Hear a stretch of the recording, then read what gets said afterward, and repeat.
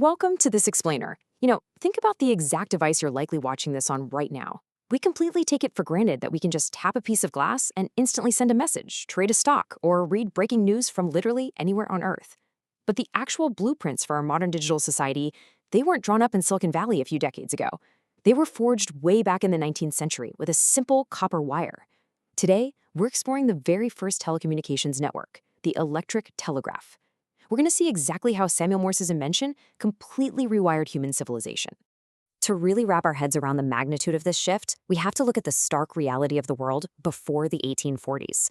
For all of human history, information could only travel exactly as fast as a human, a horse, or a ship could carry it. So if you were in London and needed to get a message to Australia, you were waiting about 10 agonizingly long weeks for a ship to make that journey. The telegraph just completely shattered that physical barrier. Suddenly, a message that took entire seasons to deliver could arrive as a near-instantaneous electrical signal over a wire. To people back then, it was nothing short of magic. All right, so here's our roadmap for today. We'll start with the Victorian internet itself, before exploring how it shrank time and space, rewrote the news, wired global finance, and completely reshaped the strategic battlefield. Let's dive right into part 1, the Victorian internet and the birth of instant communication. So, to actually transition the world away from that whole horse and ship routine, inventors had to harness some relatively new discoveries in electromagnetism. Now, while European inventors were tinkering with these really complex, multi-needle systems, a beautifully elegant solution emerged over in the United States. In 1844, Samuel Morse, teaming up with Leonard Gale and Alfred Vail, successfully demonstrated a single-circuit telegraph. It was just a key, a battery, a wire, and a receiver. By assigning simple dots and dashes to letters, what we now know as Morse code, they could transmit complex messages over a single wire. On May 24, 1844, Morse tapped out his historic first message, "What hath God wrought?" between Washington, D.C. and Baltimore. And just like that, the age of telecommunications had begun.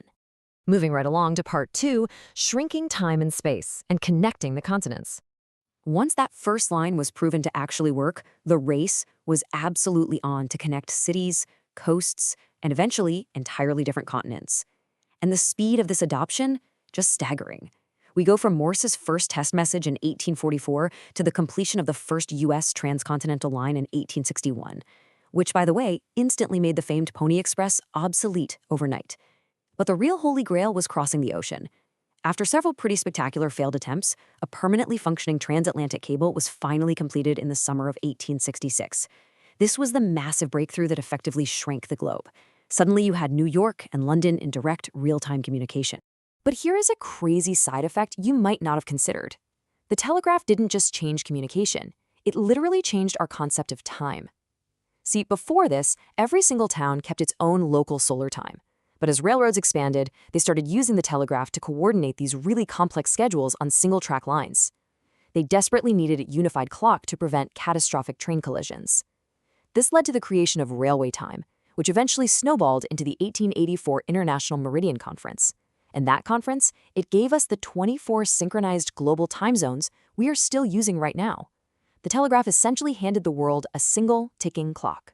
Which brings us to part 3, rewriting the news and the birth of real-time reporting. With the globe now wired up, the flow of information started changing society on a fundamental level, birthing the entire concept of breaking news. I absolutely love this little historical micro-anecdote from 1846 because it just perfectly captures that messy transition into the digital age. A New York publisher named Moses Yelpeach wanted news from the Mexican-American War faster than his competitors. So he and 4 other papers actually pooled their money to fund a hybrid network. Check this out. Step 1. Couriers on horseback rush dispatches from the front lines all the way to Alabama.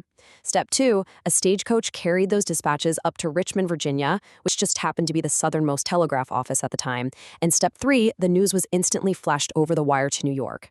That exact scheme, that was the founding of the Associated Press. Now, because these competing newspapers were sharing the immense cost of this telegraphic transmission, they had to agree on a style of reporting that pleased everybody, totally regardless of their political leanings. So the absolute necessity of sending quick, clear telegraphs essentially invented modern, objective journalism. The AP's first Washington bureau chief, Lawrence Gobright, put it perfectly in 1856. He stated that his dispatches were, quote, merely dry matters of fact and detail. The technology demanded brevity and neutrality, and that ended up shaping the exact journalistic standards that we still debate and rely on today. Let's look at another massive shift in Part 4, wiring global finance and the first electronic markets. Beyond just the daily news, the Telegraph took these splintered, hyper-local exchanges and fused them into one massive, unified global market. To put that into perspective, economic research shows that new international telegraph connections directly caused a 150 to 250% increase in bilateral capital flows out of the UK. Why such a huge jump? Well, it simply bridged the information gap. Before the wire, an exporter really had no clue what a foreign market would pay for their cotton or grain by the time the ship finally arrived. The Telegraph eliminated that friction. Prices started to equalize across the Atlantic, and investors suddenly felt secure enough to pour capital into foreign industries, simply because they could monitor their investments in near real time. And to bring all that juicy real-time data directly onto the trading floor, we got the ticker tape. Invented in 1867 by Edward Callahan and later improved by a young Thomas Edison, the stock ticker physicalized this continuous stream of telegraph data. It literally printed abbreviated company names and stock prices onto a scrolling strip of paper. This fundamentally moved financial markets away from those slow, end-of-day summaries into a high-octane environment where trading became incredibly fast and time-sensitive. That original ticker tape is the direct, undeniable ancestor of the scrolling green and red numbers you see on every financial news channel today.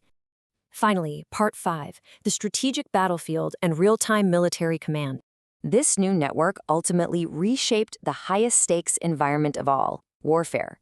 The American Civil War was actually the first major conflict to see the telegraph utilized as a core military tool. The North's United States Military Telegraph Service left an absolutely massive footprint. They built 15,000 miles of wire, often literally under fire, and handled roughly 6.5 million messages during the war. Crucially, this network reported directly back to Secretary of War Edwin Stanton and President Abraham Lincoln, who spent countless hours camped out in the War Department telegraph office. For the very first time in human history, a head of state could actively monitor and direct armies across a 1,500-mile front, maintaining strict civilian control over military strategy. The Confederacy, on the other hand, totally failed to integrate their smaller network effectively, which historians point to as a key factor in the Union's victory. And it wasn't just big-picture grand strategy. It got incredibly tactical on the ground. Just look at the Battle of the Crater in 1864. General George Meade sent or received over 100 telegrams in just 5 hours. Think about that. That's one message every 3 minutes. Operators were running field telegraphs off the backs of mules right up to the front lines. Meade was directing real-time battlefield operations, shifting entire corps and artillery batteries as the battle actively unfolded, in a way no general in history had ever been able to do before. Which brings us to a pretty fascinating conclusion to chew on. When we really look at how Samuel Morse's network birthed synchronized global time, live breaking news, continuous electronic financial markets, and real-time military command, we really got to ask ourselves, is our hyper-connected modern internet just a faster version of the telegraphic world built way back in the 1800s? The technology has certainly evolved, but the fundamental blueprints of our wired world were drawn over 150 years ago by the Victorian internet. Thanks for joining me on this explainer, and keep questioning the history behind the screens we use every single day.